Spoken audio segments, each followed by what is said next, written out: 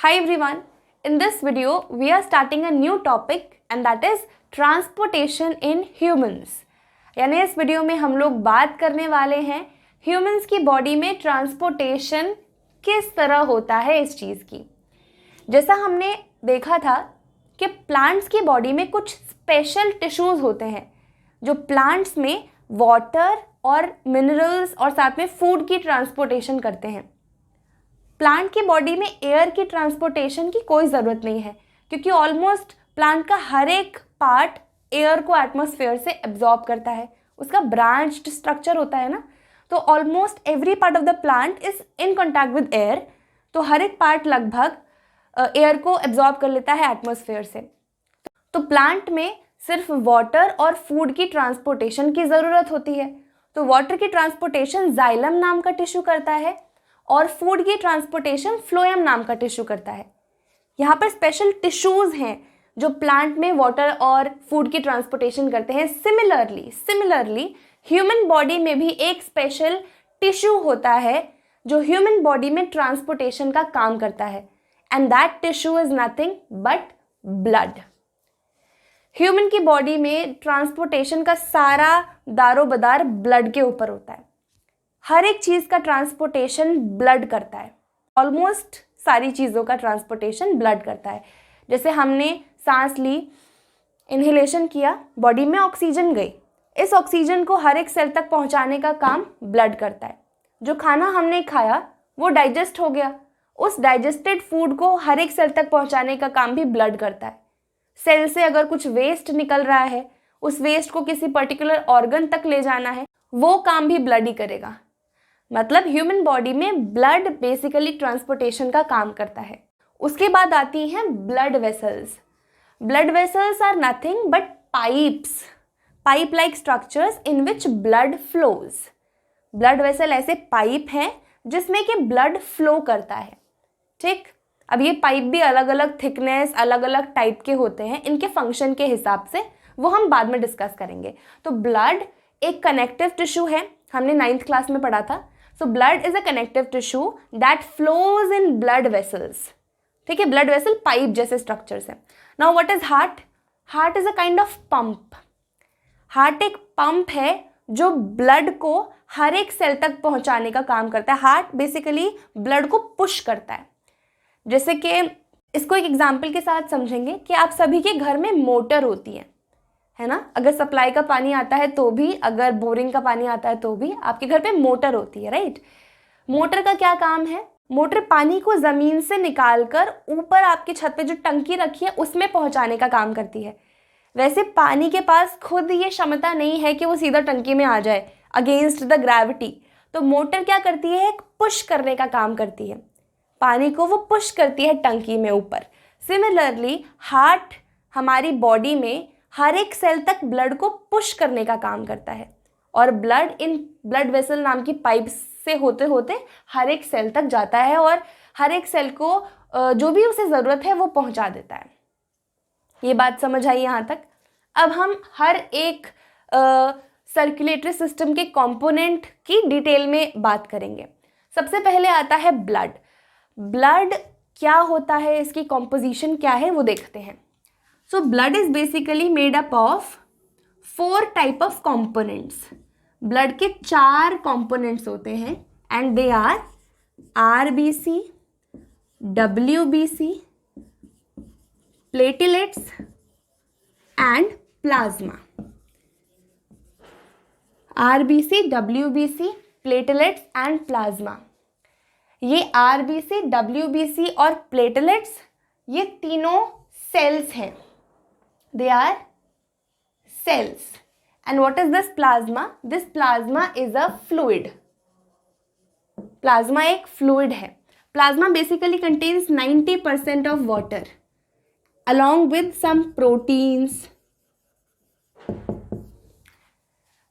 तो blood को हम क्या कह सकते हैं? Blood is nothing but a fluid। Blood is nothing but a fluid in which 3 different types of cells are floating। Blood क्या है? Blood is nothing, blood is just a fluid. एक प्लाज्मा नाम का फ्लूइड होता है जिसमें 3 अलग अलग टाइप के सेल्स, कौन कौन से, आरबीसी, डब्ल्यूबीसी और प्लेटलेट्स फ्लोट करते रहते हैं, बस यही ब्लड है। ठीक है, इतनी बात समझ आई। ब्लड के 4 कंपोनेंट्स होते हैं, RBC, WBC, platelets and plasma. ये तीनों आरबीसी, डब्ल्यूबीसी, प्लेटलेट्स ये सेल हैं और ये सेल प्लाज्मा नाम के एक फ्लूइड में तैरते रहते हैं and this is blood. RBC का फुल फॉर्म अगर देखा जाए तो RBC is red blood cells, red blood cells, नाम से ही पता चल रहा है। RBC are red in colour and they are red due to a special pigment called haemoglobin. Haemoglobin नाम का एक स्पेशल पिगमेंट होता है जो आरबीसी को उनका रेड कलर देता है। आरबीसी बेसिकली ऑक्सीजन की ट्रांसपोर्टेशन करते हैं। आरबीसी को ये जो रेड कलर देने वाला पिगमेंट है ना, हीमोग्लोबिन, ये ऑक्सीजन को अपने साथ ऐसे बाइंड कर लेता है और हर एक सेल तक पहुंचाने का काम करता है। तो वी कैन से कि आरबीसी ऑक्सीजन की ट्रांसपोर्टेशन करते हैं। आरबीसी क्या करते हैं, they transport oxygen from one part of the body to another. ठीक है, नाउ आपको एक इंटरेस्टिंग स्टैटिस्टिक्स बताती हूँ। हमारी बॉडी में हर रोज 3 मिलियन आरबीसीज मर रहे होते हैं। क्यों इतने सारे आरबीसीज मर रहे होते हैं? Because they do not have nucleus. Nucleus is brain of the cell, हमने 9th क्लास में पढ़ा था। पर आरबीसी के पास कोई न्यूक्लियस नहीं होता। जनरली हर सेल के पास सेल मेम्ब्रेन होती है, न्यूक्लियस होता है, साइटोप्लाज्म होता है, पर आरबीसी के पास कोई न्यूक्लियस नहीं होता, इसलिए इसकी लाइफ बहुत छोटी होती है। हमारी बॉडी में हर रोज़ 3 मिलियन आरबीसीज मर रहे होते हैं। और इसी के साथ एक और इंटरेस्टिंग स्टैट्स बताती हूँ। हर रोज़ हमारी बॉडी में 3 मिलियन के 4 गुना आरबीसीज बन भी रहे होते हैं। क्योंकि आरबीसीज अगर बॉडी में कॉन्टिन्यूसली मरते रहेंगे तो भैया ऑक्सीजन की ट्रांसपोर्टेशन कौन कराएगा हर एक सेल तक? तो इसलिए हमारी बॉडी में बहुत सारे आरबीसीज कॉन्टिन्यूसली बन भी रहे होते हैं। अब ये आरबीसीज कहाँ पे बनते हैं? They are basically made in bone marrow. हमारी जो बोन्स होती हैं they are not hollow from inside. Bone के अंदर कुछ मटेरियल भरा रहता है, that material is called bone marrow. तो हमारे बेसिकली बड़ी बड़ी जो बोन्स होती हैं, जैसे कि ये आर्म की बोन हो गई, थाई की बोन हो गई, लंबी लंबी बोन्स में आरबीसी बनते रहते हैं। लंबी लंबी बोन्स के बोन मैरो में आरबीसी बनते रहते हैं। ठीक है, so they are made in bone marrow. काम क्या है इनका? ऑक्सीजन की ट्रांसपोर्टेशन करवाना। इतनी बात समझ आई। हमारा ब्लड का ये जो आरबीसी कंपोनेंट है इसका फंक्शन क्लियर है कि ऑक्सीजन की ट्रांसपोर्टेशन करवाता है। Now let's come to the second component which is WBC. WBC are white blood cells, white blood cells। WBC को हम हमारी बॉडी का सोल्जर भी कहते हैं। सोल्जर क्यों कहते हैं? Because they actually fight if any foreign substance comes in our body ना, तो ये WBC उसके साथ फाइट करते हैं, उसको किल कर देते हैं। कोई भी फॉरेन पार्टिकल, कोई भी बैक्टीरिया, कुछ भी हमारी बॉडी के अंदर अगर आ गया ना बाहर से, तो WBC उसके साथ फाइट करते हैं, उसको किल कर देते हैं। That's why they are known as soldiers. WBCs are known as soldiers of the body. And also इनका एक और काम है, they make antibodies. WBC antibodies भी बनाते हैं। Antibodies are basically some more soldiers.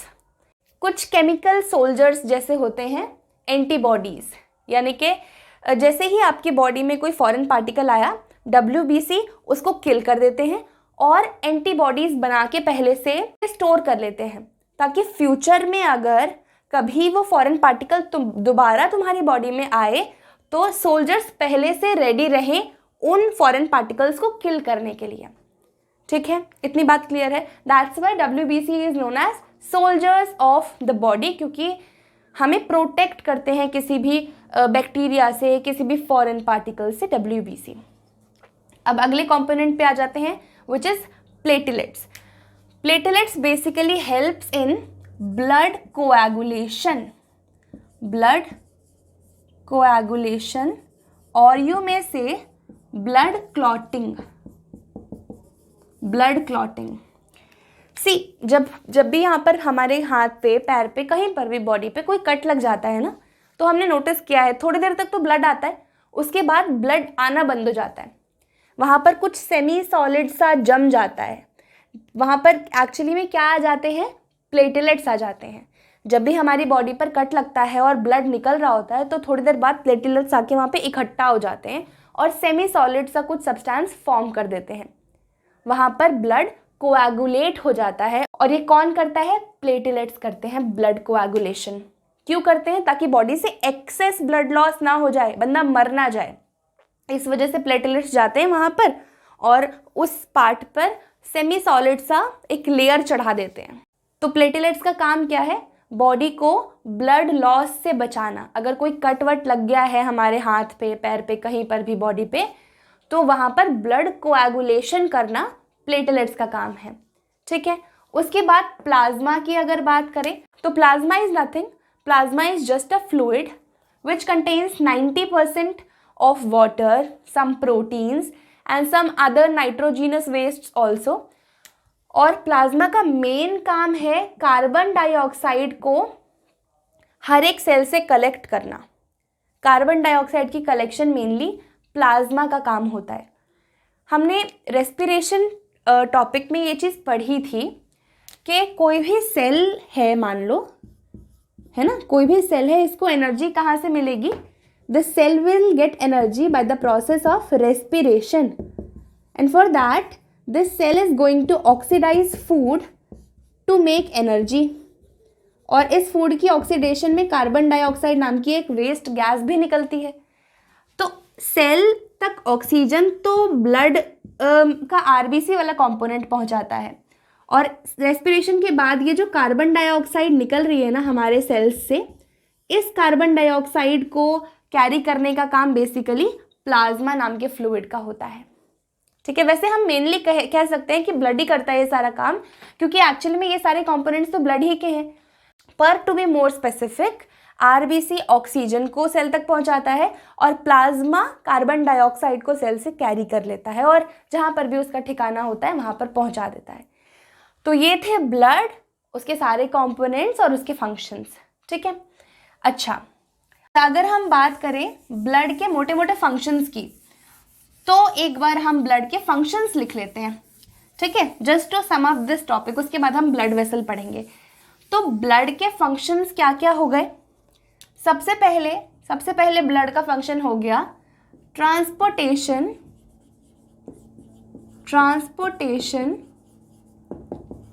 Of oxygen to different cells. पहला तो ये काम हो गया, ऑक्सीजन को ट्रांसपोर्ट करना हर एक सेल तक, पहला ब्लड का काम हो गया। दूसरा काम collecting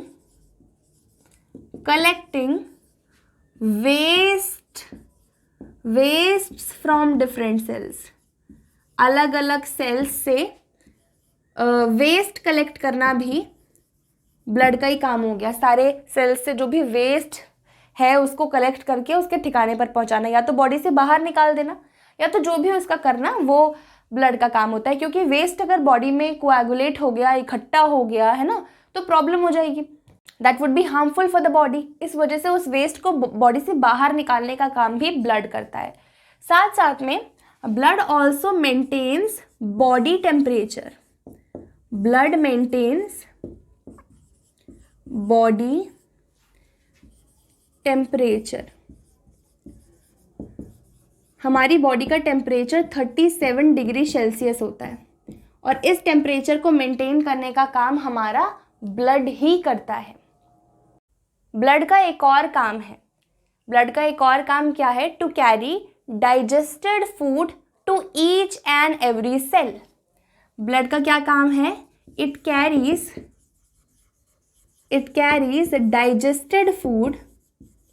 digested food to every cell. जो खाना हमने खाया और जो खाना डाइजेस्ट हो गया, उस डाइजेस्टेड खाने को हर एक सेल तक पहुंचाने का काम भी ब्लड ही करता है। ठीक है, और बस यही कुछ मेन फंक्शंस थे हमारे ब्लड के। पहला, ऑक्सीजन को हर एक सेल तक पहुंचाना, हर एक सेल से जो भी वेस्ट है, it could be either carbon dioxide, कोई भी नाइट्रोजीनस वेस्ट, किसी भी प्रकार का वेस्ट कलेक्ट करना। तीसरा, बॉडी टेम्परेचर को मेंटेन करना, रेगुलेट करना। और चौथा, डाइजेस्टेड फूड को हर एक सेल तक पहुंचाना। ये 4 मेन फंक्शंस थे ब्लड के। Now will be talking about blood vessels. Blood और उसके कंपोनेंट्स के बारे में हमने पढ़ लिया, अब हम पढ़ेंगे ब्लड वेसल्स के बारे में। So there are 3 major type of pipes in which blood flows. ठीक है, पहली पाइप का नाम है artery, then vein and we have capillaries.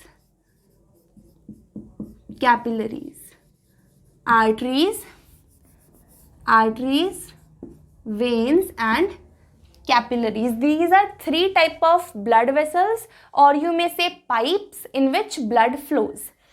अब arteries, veins और capillaries, इन तीनों में काफ़ी सारा फ़र्क होता है।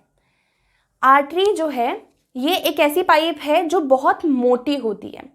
Artery has very thick wall. क्यों है इसकी थिक वॉल, इसका रीज़न क्या है, वो हम अभी थोड़ी देर बाद डिस्कस करेंगे। तो अभी ये जान लो कि आर्टरी की वॉल काफ़ी ज़्यादा थिक होती है। Veins are as compare to artery थोड़े पतले। ठीक है, थोड़े से पतले होते हैं ये आर्टरी के कंपैरिजन में, पर उतने ज़्यादा भी नहीं, बस थोड़ा सा फ़र्क होता है। वीन्स थोड़े पतले होते हैं और आर्टरीज थोड़े ज़्यादा मोटे होते हैं। अगर कैपिलरीज की बात करें तो दे आर थिनेस्ट। इनकी जो वॉल होती है it is only 1 sailed thick, सिर्फ एक सेल की लेयर होती है कैपिलरीज में। एक बात तो ये हो गई तीनों में ये जो फ़र्क है थिकनेस का। और दूसरी बात, आर्टरीज जो हैं ये हमेशा ब्लड को हार्ट से दूर लेकर जाने का काम करती हैं। Arteries always take blood away from the heart. Veins हमेशा ब्लड को हार्ट में डालने का काम करती हैं। Veins always take blood to the heart. और कैपिलरीज से सारा मटेरियल एक्सचेंज होता है, क्योंकि इनकी जो वॉल होती है ये सिर्फ एक सेल्ड थिक होती है, ज़्यादा मोटी वॉल नहीं होती। तो ऑर्गन्स और सेल्स और ब्लड के बीच में जो भी एक्सचेंज होता है मटेरियल्स का, कि ब्लड में बैठकर ऑक्सीजन जो आ रही है वो हर एक सेल तक कैसे जाएगी, कैपिलरी की वॉल को पार करके। तो कैपिलरी से मेन एक्सचेंज होता है, exchange of materials between blood and body tissues. इतनी बात समझ आई? So we will write all these things down. Arteries are thick walled. Arteries की जो वॉल होती है they are very thick. And veins are comparatively thinner. अगर हम बात करें आर्टरीज के कंपैरिजन में तो वीन्स थोड़ी सी, इनकी वॉल थोड़ी पतली होती है। And capillaries they are 1 cell thick only, they are only 1 cell thick. अगर आर्टरीज की बात करें तो they take blood away from the heart. A for artery and A for away from heart. याद रखना इस चीज़ को। जब हम मैकेनिज्म पढ़ेंगे हाउ ह्यूमन हार्ट वर्क्स, तब ये बहुत ज़्यादा काम आने वाला है। So arteries are only 1 cell thick and they arteries are thickest and they basically take blood away from the heart. So arteries take blood away from the heart, away from the heart. Veins are comparatively thinner. If they are compared with arteries, they are comparatively thinner and they basically take blood to the heart. So veins take blood, they take blood to the heart. And capillaries ये क्या करती हैं? They exchange materials they exchange materials between the blood and body tissues. ये काम हो गए आपके. और आर्टरीज की बात करें तो they are not visible from outside. हमारी बॉडी सरफेस के बहुत नीचे होती हैं आर्टरीज. जो ये हमें दिखती है ना, ये green green, they are veins, they are not arteries. आपने डॉक्टर को कहते सुना भी होगा, मैं आपकी वेन से ब्लड लूँगा एंड ऑल. तो ये जो विजिबल होती हैं ये वेन्स होती हैं. आर्टरीज हमें दिखती नहीं है क्योंकि ये हमारे बॉडी सरफेस से बहुत ज़्यादा नीचे होती हैं. ठीक है, arteries are not visible at all. ये जो ग्रीन ग्रीन दिखती है ये वेन्स होती हैं, बॉडी सरफेस के थोड़े पास होती हैं. और कैपिलरीज आपको वैसे तो दिखेगी नहीं, पर यहाँ पर थोड़ी बहुत मतलब ब्रांच्ड होती है ना वो, तो आपको पतली पतली से थोड़ी पर्पल पर्पल अगर दिखे तो दे आर कैपिलरीज, समझ जाना. They are just visible somewhat. Okay, तो ये वो बात हो गई हमारे ह्यूमन बॉडी में 3 टाइप के ब्लड वेसल्स, आर्टरीज, वेन्स और कैपिलरीज. यहाँ से हम सिर्फ कुछ बातें याद रखेंगे. कौन कौन सी? सिर्फ 2 ही मेजर बातें कि arteries take blood away from the heart and veins take blood to the heart, क्योंकि इन्हीं दोनों चीज़ों का काम आएगा हमारा हार्ट के मैकेनिज्म में. ठीक है, इतनी बात समझ आई. चलो अब मैं इसको रब कर देती हूँ. अब हम पढ़ेंगे हार्ट के बारे में. पहले हम स्ट्रक्चर की बात करेंगे, फिर उसके बाद मैकेनिज्म की बात करेंगे, how human heart works. Okay, चलो.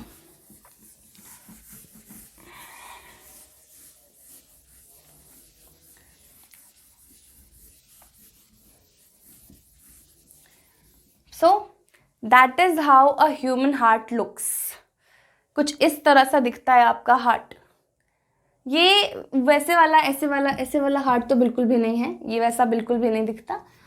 एक्चुअल में आपका हार्ट ऐसा नहीं बल्कि ऐसा दिखता है. तो ये सब मिथ्स हैं, ये अपने दिमाग से निकाल दें. आपका हार्ट ऐसा नहीं, ऐसा दिखता है. ठीक है, तो आपका जो हार्ट है it basically could be divided into 2 halves. आपका जो हार्ट है इसको हम 2 हाफ्स में डिवाइड करते हैं. उससे पहले एक और इंटरेस्टिंग बात मैं आपको बता दूं. आपका जो हार्ट है वो आपकी फिस्ट के लगभग साइज का होता है. अगर आप अपनी मुट्ठी बंद करेंगे तो लगभग इसी साइज का आपका हार्ट होगा.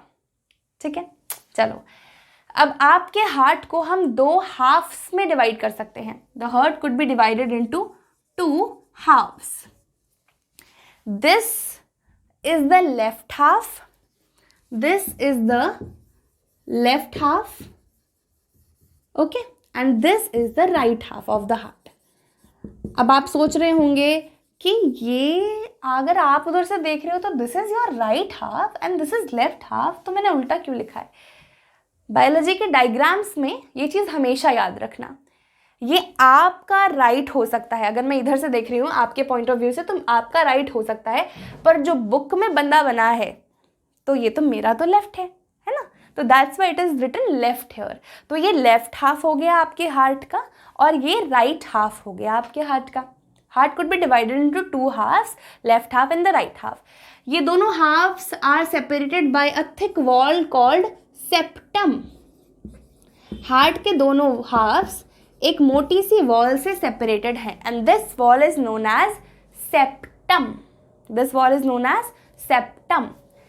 हमारे हार्ट का जो लेफ्ट हाफ होता है, लेफ्ट हाफ के पास एक आर्टरी एक वेन होती है, राइट हाफ के पास भी एक आर्टरी और एक वेन होती है. यानी कि आर्टरी का क्या काम था? They take blood away from the heart and veins carry blood to the heart.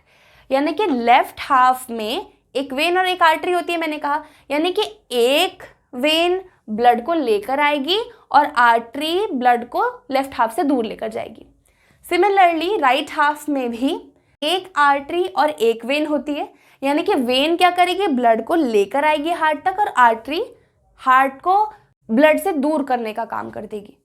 ठीक है, इतनी बात हमें यहाँ तक समझ आई, आई होप. तो लेफ्ट हाफ के पास जो वेन होती है उसका नाम है pulmonary when. So here I am labelling this is pulmonary vein. This is pulmonary vein. है ना, हमारा ये लेफ्ट हाफ है, लेफ्ट हाफ के पास एक आर्टरी होती है, एक वेन होती है। वेन ये हो गई पल्मोनरी वेन। वेन क्या करेगा, ब्लड को हार्ट तक लेकर आएगा। That's why the direction of this is the direction of blood basically. तो ये एरो इसलिए इस तरफ है क्योंकि ब्लड अभी आ रहा है, ठीक है। पल्मोनरी वेन ब्लड को लाएगी हार्ट में। And this is what, this is artery. ये आपकी आर्टरी है, लेफ्ट साइड में एक वेन एक आर्टरी। इस आर्टरी का नाम क्या है, iota. This is basically artery and इसका नाम क्या है, आयोटा। और इसलिए ब्लड की अब डायरेक्शन उस तरफ है क्योंकि aorta basically takes the blood away from the heart, इसलिए डायरेक्शन एरो की उस तरफ है क्योंकि ये हार्ट से ब्लड को दूर करने का काम करती है, ठीक है। इतनी बात हमें समझ आई। दो वेन्स होती हैं लेफ्ट हाफ के पास, पल्मोनरी सॉरी एक वेन और एक आर्टरी होती है। तो वेन का नाम है पल्मोनरी वेन और आर्टरी है आयोटा। अगर राइट हाफ की बात करें तो इसके पास भी एक आर्टरी और एक वेन होती है। राइट हाफ में जो वेन है उस वेन का नाम है वेना कावा। वेना कावा नाम की वेन होती है and this vein takes blood to the heart, इसलिए डायरेक्शन आपको ब्लड फ्लो की डायरेक्शन दिख रही होगी इस तरफ। Blood is coming into the heart because vein is taking the blood into the heart, right. Vein का यही काम होता है। फिर ये ऑब्वियसली यही आर्टरी होगी because it is taking blood away from the heart. तो ये आर्टरी होती है, इसका नाम है पल्मोनरी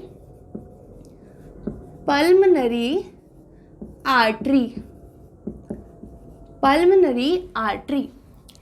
तो लेफ्ट हाफ में एक वेन एक artery, pulmonary vein iota. Right half में एक वेन एक artery, vena cava is the when and pulmonary artery is the artery over here. इतनी बात आई होप आपको समझ आई होगी। अब अगर लेफ्ट और राइट हाफ के अलावा तुम हार्ट को डिवाइड करो तो इट हैज़ बेसिकली 4 चेम्बर्स। ये एक कमरा, दिस पोर्शन इज 1 कमरा, दिस पोर्शन इज अनदर कमरा, this is 1 room and this is another room. तो ऊपर वाले ये जो 2 पोर्शंस हैं इनको हम बोलेंगे ऑरिकल्स या फिर एट्रियम। वैसे हम एट्रियम ही बोलेंगे तो ज़्यादा बेहतर रहेगा। ऊपर वाले ये जो 2 पोर्शन होंगे इनको हम क्या बोलेंगे, यहाँ पर साइड में लिख देती हूँ, एट्रियम्स। एट्रियम्स किसे बोलेंगे हम, ऊपर वाले को, नॉट दैट ऊपर वाला, ऊपर वाले ये जो हार्ट के कंपोनेंट्स हैं इनको हम एट्रियम बोलेंगे। ये जो नीचे वाले 2 कमरे हैं, नीचे वाले 2 कमरे इनको हम कहेंगे वेंट्रिकल्स। ये नीचे वाले हो गए, ठीक है। इतनी बात समझ आई। अब लेफ्ट हाफ में ऊपर वाले का नाम क्या होगा, लेफ्ट हाफ में ऊपर वाला क्या होता है, क्या होता है एट्रियम, है ना। ऊपर वाले दोनों एट्रियम होते हैं तो मैं दोनों की जगह एट्रियम लिख लूँ, यहाँ पे तो स्पेस नहीं है। I should rub this one, पर मैं आपको ये याद दिलाती रहूंगी समय समय पर, ओके। ये एट्रियम कह सकते हो आप इसको, है ना। ऊपर वाले दोनों एट्रियम, नीचे वाले दोनों वेंट्रिकल। मैं लिख लेती हूँ, नीचे वाले दोनों ventricle.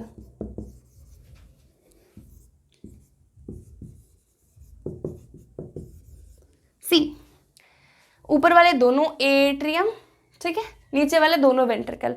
Now this atrium is on the left side, है ना, मेरे लेफ्ट है तो ये लेफ्ट साइड वाला एट्रियम को हम बोलेंगे लेफ्ट एट्रियम। लेफ्ट साइड में ये वेंट्रिकल है इसलिए हम इसको बोलेंगे लेफ्ट वेंट्रिकल, है ना। Now this atrium is on the right side so we'll call it right atrium, है ना। And this ventricle is on the right side so we'll call it right ventricle. इतनी बात समझ आई। 4 चेंबर हो गए heart के, left atrium left ventricle, right atrium right ventricle, है ना। हर एक हाफ में एक एट्रियम होगा एक वेंट्रिकल, एट्रियम ऊपर नीचे वेंट्रिकल।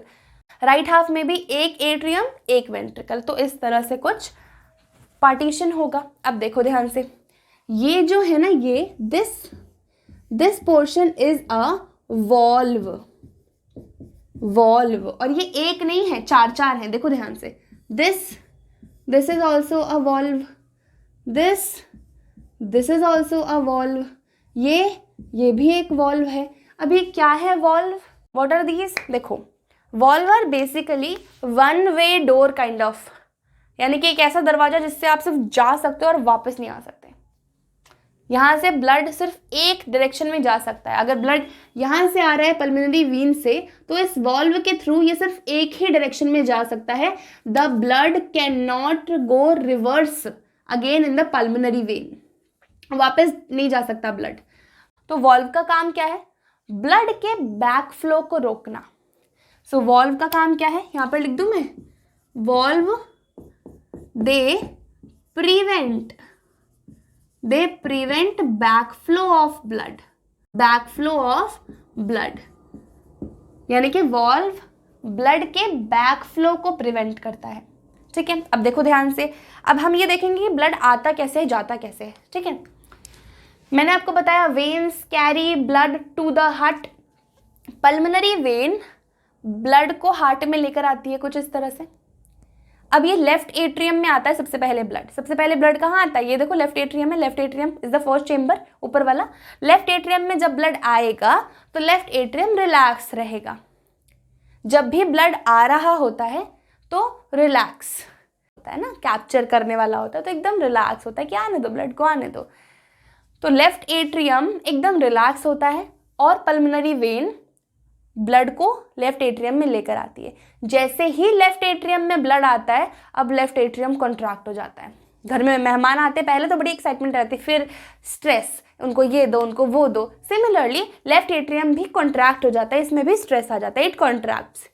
जब लेफ्ट एट्रियम कॉन्ट्रैक्ट हो रहा होता है तो लेफ्ट वेंट्रिकल रिलैक्स रहता है। उसके पास अभी मेहमान नहीं आए हैं, ब्लड नहीं आया अभी उसके पास, इसलिए ही इज चिल्ड, एकदम रिलैक्स्ड। जब एक ब्लड आएगा तब इसको भी पता चलेगा। तो पहले पल्मोनरी वेन ब्लड को लेकर आती है, तब लेफ्ट एट्रियम रिलैक्स रहता है। जैसे ही ब्लड आ गया लेफ्ट एट्रियम में, now left atrium contracts. When left atrium contracts, the blood of the left atrium passes through the valve and comes in the left ventricle. ठीक है, लेफ्ट वेंट्रिकल पहले relax था, जैसे ही ब्लड इसके अंदर आया अब ये भी कॉन्ट्रैक्ट होगा।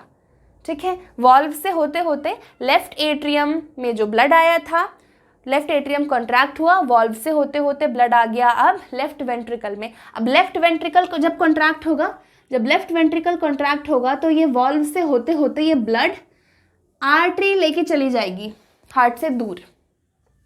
जब लेफ्ट वेंट्रिकल कॉन्ट्रैक्ट होगा तो इस आर्टरी से होते होते ये ब्लड दूर चले जाएगा। कहाँ जाएगा वो हम अभी थोड़ी देर बाद डिस्कस करेंगे। ठीक है, blood is pushed away from the heart when left ventricle contracts. इतनी बात समझ आई? ठीक है, अब ये हाफ वाली बात हो गई, ब्लड आया और गया, यही काम हो गया, खत्म। सिमिलरली यहाँ पर भी यही चीज़ होगी। Vena cava is the vein which will carry the blood to the heart. तो वेना कावा ब्लड को हार्ट में लेकर आती है, और वेना कावा सबसे पहले ये क्या है, राइट एट्रियम में ब्लड को लेकर आती है। जब राइट एट्रियम में ब्लड नहीं होता तो वो रिलैक्स है, वो आराम से रिलैक्स है, बिल्कुल ब्लड का स्वागत करने के लिए बिल्कुल तैयार है। तो वेना कावा नाम की वेन राइट एट्रियम में ब्लड को लेकर आती है। जैसे ही राइट एट्रियम में ब्लड आ गया, अब राइट एट्रियम होगा कॉन्ट्रैक्ट। राइट एट्रियम कॉन्ट्रैक्ट होगा तो इस वॉल्व से होते होते राइट वेंट्रिकल में ब्लड चला जाएगा। ब्लड आने से पहले राइट वेंट्रिकल रिलैक्स था, पर ब्लड आया तो इट विल ऑल्सो कॉन्ट्रैक्ट। जब राइट वेंट्रिकल कॉन्ट्रैक्ट होगा तो यहाँ पर इस वॉल्व से होते होते और पल्मोनरी आर्टरी में बैठकर, दोबारा से आर्टरी में बैठकर, because arteries take blood away from the heart, pulmonary artery से होते होते ब्लड कहीं और चले जाएगा। एक और बार समझ लेते हैं, रिवाइज कर लेते हैं। देखो, veins take blood to the heart and arteries take blood away from the heart. Pulmonary vein is a vein, that's why it is taking blood to the heart. Pulmonary vein से blood आया, आने से पहले left atrium relax था। ठीक है, जब blood किसी भी चेंबर में नहीं आ रहा होता तब उस वक्त रिलैक्स होता है चेंबर, जैसे ही ब्लड आ जाता है तब वो कॉन्ट्रैक्ट होता है। ठीक है, तो left atrium was relaxed and chilled. Pulmonary vein लेकर आ गई ब्लड को, लेफ्ट एट्रियम में पोर कर दिया, वो रिलैक्स था। अब जैसे ही ब्लड उसके अंदर आया इट विल गेट कॉन्ट्रैक्टेड। जब वो कॉन्ट्रैक्ट होगा तो इस वॉल्व, ये जो वन साइड वाला डोर है, ये ऐसे होते हैं वॉल्व्स, ब्लड आ जाएगा यहाँ से ऐसे अंदर, पर अगर मान लो यहाँ से जाना चाहे तो these valve will get closed, तो ब्लड यहाँ से बैक फ्लो करके वेन में नहीं जा पाएगा। तो पल्मोनरी वेन से ब्लड आया, left atrium was relaxed, blood इसके अंदर आ गया। जैसे ही आया लेफ्ट एट्रियम क्या हो गया, कॉन्ट्रैक्ट। पहले लेफ्ट वेंट्रिकल रिलैक्स्ड था, जब लेफ्ट एट्रियम के पास ब्लड था इट वाज रिलैक्स्ड, पर जैसे ही ये कॉन्ट्रैक्ट होता है ब्लड लेफ्ट वेंट्रिकल में आ जाता है। अब वो रिलैक्स से दोबारा कॉन्ट्रैक्ट होगा वेंट्रिकल। वेंट्रिकल जब कॉन्ट्रैक्ट होगा तो आयोटा नाम की आर्टरी ब्लड को दूर लेकर चली जाएगी हार्ट से, ठीक है। इन द सेम वे यहाँ पर भी चीज़ें होती हैं। वेना कावा नाम की वेन हार्ट में ब्लड को लेकर आने का काम करती है। ये राइट एट्रियम में ब्लड को लेकर आती है। राइट एट्रियम पहले रिलैक्स्ड है जब तक ब्लड नहीं आया, जैसे ही ब्लड आया वो कॉन्ट्रैक्ट होगा और इस वॉल्व से होते होते ब्लड राइट वेंट्रिकल में एंटर करेगा। पहले राइट वेंट्रिकल भी रिलैक्स था जब ब्लड नहीं आया, जैसे ही ब्लड आया वो भी कॉन्ट्रैक्ट हो गया। जब राइट वेंट्रिकल कॉन्ट्रैक्ट होगा then this blood will be pushed into pulmonary artery, और ये आर्टरी ब्लड को हार्ट से दूर लेकर चली जाएंगी। अब देखो, ये जो आयोटा नाम की आर्टरी है ना, this artery will take blood to body sales,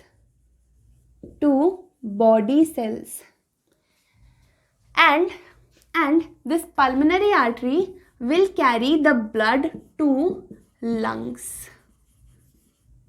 Now the question is why? देखो यहाँ पर आप देखोगे मैंने यहाँ पर एरोज रेड से बनाए हैं और यहाँ पर ब्लू से। Why?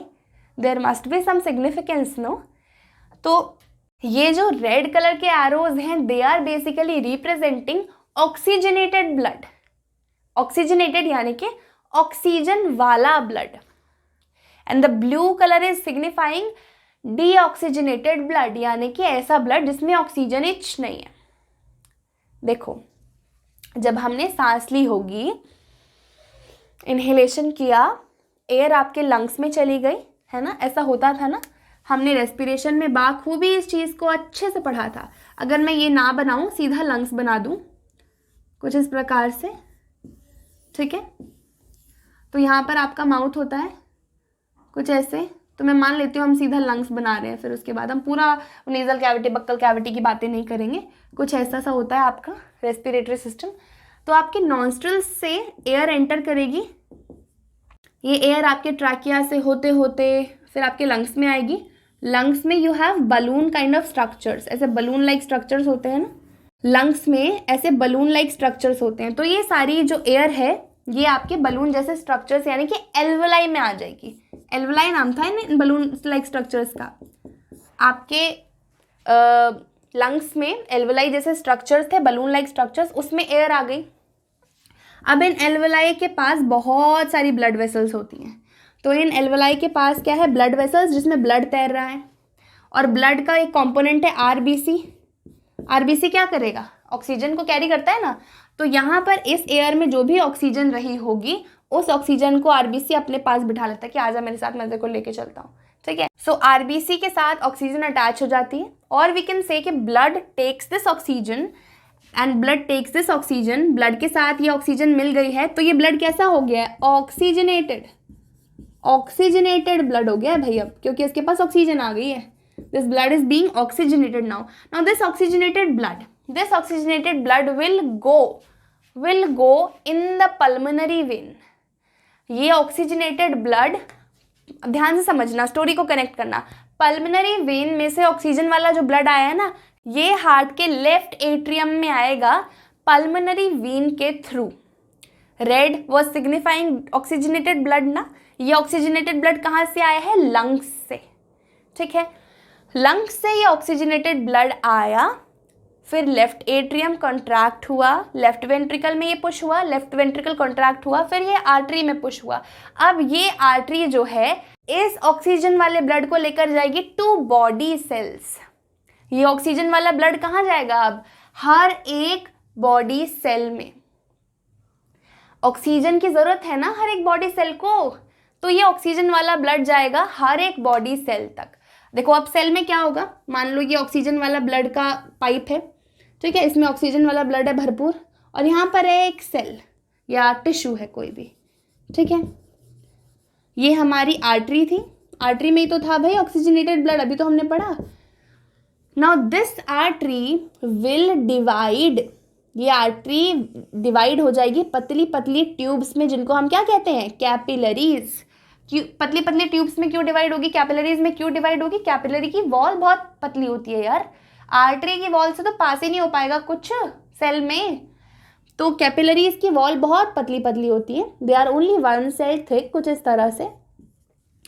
तो ये आर्टरी में जो भी ऑक्सीजन वाला ब्लड आ रहा था, इसमें से यहाँ पर आएगा कैपिलरीज में ऑक्सीजन वाला ब्लड। नाउ दिस ऑक्सीजन यहाँ पर मैं लिख देती हूँ बड़ा बड़ा थोड़ा, this oxygen will pass 1 cell का layer and this oxygen will get diffused into the cell.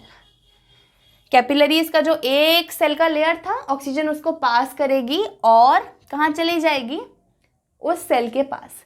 Cell के पास क्या आ गया, ऑक्सीजन। सेल के पास पहले से फूड भी है, हमने पढ़ा था ना डाइजेस्टिव सिस्टम में। डाइजेस्टिव सिस्टम का काम क्या है, हर एक सेल को फूड प्रोवाइड करना with the help of विलाय, माइक्रोविलाय, विलाय structures थे हमारे स्मॉल इंटेस्टाइन में, कुछ इस प्रकार के स्ट्रक्चर्स, कुछ ऐसे स्ट्रक्चर्स थे, इनके नीचे बहुत सारी ब्लड वेसल्स थी। सारा खाना ये विलाय में एब्जॉर्ब होता था और ब्लड में बैठता था, और ये खाना बैठकर कहाँ जाता था, हर एक सेल तक।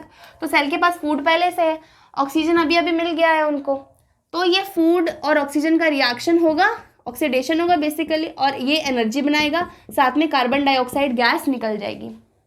अब देखो ध्यान से, यहाँ सेल ने कार्बन डाइऑक्साइड नाम की गैस को निकाला है, क्योंकि हर एक सेल में फूड का ऑक्सीडेशन हो रहा है, ठीक है, इतना मानते हो। चलो अब ये जो कार्बन डाइऑक्साइड है ये यहीं सेल में घूम रही है। अब ये carbon dioxide is a waste gas, it has to be expelled out of the body. इसको कैसे एक्सपेल करेंगे अब देखते हैं। यहाँ जो कार्बन डाइऑक्साइड होगी ना, ये कैपिलरीज यहाँ पर होंगी जो, उनमें बैठेगी, कैपिलरीज में बैठेगी, और ब्लड का ये जो प्लाज्मा वाला कंपोनेंट है ना, ये बेसिकली कार्बन डाइऑक्साइड को कैरी करेगा, बट वी कैन से कि ब्लड ही कैरी कर रहा है कार्बन डाइऑक्साइड को, क्योंकि इवेंचुअली प्लाज्मा ब्लड में ही है, ठीक। चलो इन कैपिलरीज में कार्बन डाइऑक्साइड वाला ये ब्लड बैठेगा, क्योंकि oxygen is now used up by the cells. अब कोई ब्लड में ऑक्सीजन नहीं बची है, सिर्फ कार्बन डाइऑक्साइड है। Now this blood is deoxygenated, deoxygenated. ये ब्लड क्या हो गया, डीऑक्सीजनेटेड, क्योंकि इसकी ऑक्सीजन का इस्तेमाल कर लिया गया है बॉडी सेल्स द्वारा, अब सिर्फ बची है तो इसके पास कार्बन डाइऑक्साइड। ये कैपिलरीज जिनमें डीऑक्सीजनेटेड ब्लड है, ये इवेंचुअली मिलके एक क्या बनाएंगी, वेन बनाएंगी। इस वेन में ये डीऑक्सीजनेटेड ब्लड जा रहा होगा, ये वेन वेना कावा है। ये जो डीऑक्सीजनेटेड ब्लड हर एक सेल से आया है ना, ये कैपिलरीज से होते होते एक प्रॉपर वेन बना लेगा मोटी सी, और ये वेन से सारा डीऑक्सीजनेटेड ब्लड हार्ट तक आएगा। हार्ट तक ये डीऑक्सीजनेटेड ब्लड को कौन लेकर आएगा, वेना कावा नाम की वेन। इसलिए यहाँ पर ये ब्लू कलर से शो किया हुआ है मैंने। वेना कावा हार्ट में ये ब्लू यानी कि डीऑक्सीजनेटेड ब्लड लेकर आती है। डीऑक्सीजनेटेड ब्लड हमारे राइट एट्रियम में आया, कॉन्ट्रैक्ट हुआ राइट एट्रियम, राइट वेंट्रिकल में ब्लड पुश हुआ, राइट वेंट्रिकल कॉन्ट्रैक्ट हुआ, तो इस वॉल्व से होते होते पल्मोनरी आर्टरी अब इस ब्लड को कहाँ लेकर जाएंगी, लंग्स तक लेकर जाएंगे। क्या बोला मैंने, ये जो सारा डीऑक्सीजनेटेड ब्लड है ना, इसको हार्ट कहाँ पुश कर देगा, लंग्स में पुश कर देगा। लंग्स में ये जो डीऑक्सीजनेटेड ब्लड है, ये जो ब्लड है डीऑक्सीजनेटेड, इसकी कार्बन डाइऑक्साइड जो है वो एल्वोलाई में चली जाएगी। कार्बन डाइऑक्साइड आपके नोज से बाहर, और फिर आप इन्हेलेशन करोगे तो ऑक्सीजन वापस से आपके अंदर। फिर इस ऑक्सीजन वाला ब्लड क्या हो जाएगा, ऑक्सीजनेटेड। इस ऑक्सीजनेटेड ब्लड को पल्मोनरी वेन हार्ट तक लेकर आएगी, ये हर एक बॉडी सेल तक जाएगा। सेल में रेस्पिरेशन होगा, वेस्ट गैस निकलेगी, उस वेस्ट गैस वाले ब्लड यानी कि डीऑक्सीजनेटेड ब्लड को वेना कावा नाम की वेन हार्ट में लेकर आएगी। फिर इसको वापस से लंग्स तक ले जाया जाएगा, जहाँ पे कार्बन डाइऑक्साइड बाहर फेंक दी जाएगी, ऑक्सीजन को बिठा लिया जाएगा, फिर वहाँ वापस से यहाँ पर आएगा और ये सब कार्यक्रम चलता ही रहेगा। I hope this thing is very clear to all of you. ये था हमारा सर्कुलेशन का मैकेनिज्म। बॉडी में इस तरह से ऑक्सीजन का सर्कुलेशन होता है। अगर मैं इस चीज़ को सिंप्लीफाई करके बनाना चाहूँ तो देखो, ये सब रब कर दे रही हूँ मैं अब, ठीक है। चलो ध्यान से समझेंगे हम। एक आखिरी बात करेंगे, उसके बाद ये क्लास यहीं पर ख़त्म करेंगे। ये एक आखिरी बात है, हर एक चीज़ को जो भी हमने सर्कुलेशन पढ़ा ना, उस चीज़ को सम अप करने के लिए आखिरी बात है। ध्यान से सुनो, देखो, लंग्स, हार्ट और सेल्स या बॉडी टिश्यूज, ये तीनों चीज़ें इन्वॉल्व है। इन तीनों चीज़ों के पास जा रहा है बार बार ब्लड, ठीक है। Now the heart has 4 chambers. The heart has 4 chambers, left atrium, right atrium, left ventricle and right ventricle. Lungs has alveoli which has extensive network of blood vessels, right? Blood vessels. It has a lot of blood vessels. अब lungs से तुम मानते हो कि oxygen तुम्हारी body में enter करता है और वो ब्लड में बैठ जाता है, तो ये ऑक्सीजनेटेड ब्लड जो है, ये ऑक्सीजनेटेड ब्लड तुम्हारे हार्ट तक आएगा. हार्ट तक आया ये ऑक्सीजनेटेड ब्लड, कौन सी वेन लेकर आएगी? कौन सी वेन लेकर आएगी भाई? ये लाएगी pulmonary when. Pulmonary when heart तक ऑक्सीजन वाला ब्लड लेकर आएंगी. लेफ्ट एट्रियम में आएगा ये. लेफ्ट एट्रियम में कॉन्ट्रैक्शन होगी, लेफ्ट वेंट्रिकल में ये ब्लड पुश हो जाएगा. लेफ्ट वेंट्रिकल कॉन्ट्रैक्ट होगा तो एक आर्टरी है, आर्टरी जिसका नाम है क्या? आयोटा. आयोटा नाम की आर्टरी में ये ब्लड पुश हो जाएगा और इस ब्लड को, आयोटा नाम की आर्टरी, ऑक्सीजन वाले ब्लड को बॉडी टिश्यूज तक लेकर जाएंगी. ठीक है, बॉडी टिश्यूज तक लेकर जाएंगी. अब हर एक सेल टिश्यू में क्या होगा? रेस्पिरेशन. रेस्पिरेशन का एंड प्रोडक्ट होगा carbon dioxide. Oxygen is getting used up here. Oxygen अब नहीं है. ऑक्सीजनेटेड ब्लड तो आया है आयोटा से, पर अब ऑक्सीजन नहीं रही हमारे ब्लड में, क्योंकि उसका यूज रेस्पिरेशन प्रोसेस के लिए कर लिया गया. ठीक, कार्बन डाइऑक्साइड ब्लड में मिला दी गई. अब ये कार्बन डाइऑक्साइड वाला ब्लड हमारे राइट एट्रियम में आएगा. कौन सी वाली वीन लेकर आएगी भाई? वेना कावा नाम की वीन राइट एट्रियम में डीऑक्सीजनेटेड ब्लड को लेकर आई. Now this right atrium will contract and the blood will be pushed into right ventricle.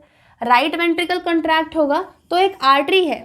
There's this artery called pulmonary artery. इस pulmonary artery से होते होते ये deoxygenated blood कहाँ जाएगा? lungs के पास. lungs में ये कार्बन डाइऑक्साइड बाहर चली जाएगी, बाहर, और ऑक्सीजन वापस अंदर आ जाएगी. जब ऑक्सीजन अंदर आ जाएगी, ठीक है, तो फिर वापस से ये सारा ब्लड पल्मोनरी वेन से होते होते लेफ्ट एट्रियम में आएगा. लेफ्ट एट्रियम से फिर वापस सेल्स तक, फिर वापस ऑक्सीजन इससे यूज़ कर ली जाएगी, कार्बन डाइऑक्साइड मिक्स कर दी जाएगी, फिर हार्ट में आएगा, हार्ट इसको लंग्स में पुश कर देगा. इस तरह से सर्कुलेशन हमारी बॉडी में होता है. अब एक कंप्लीट सर्कुलेशन के लिए हमारी बॉडी में ब्लड को 2 बार घूमना पड़ता है. देखो, पहली बार तो जब सारा ब्लड आया ऑक्सीजन वाला हार्ट तक, हार्ट ने एक बार सेल्स तक भेजा, फिर दोबारा से हार्ट में ब्लड आता है, फिर इसको लंग्स तक भेजा जाता है. तो that is why this is known as double circulation. Double circulation, इसलिए इसको डबल सर्कुलेशन भी बोलते हैं. ह्यूमन बींग्स में डबल सर्कुलेशन होता है. जो भी ऑर्गेनिजम्स जिनका भी 4 चेम्बर वाला हार्ट है, उन सभी में डबल सर्कुलेशन होता है.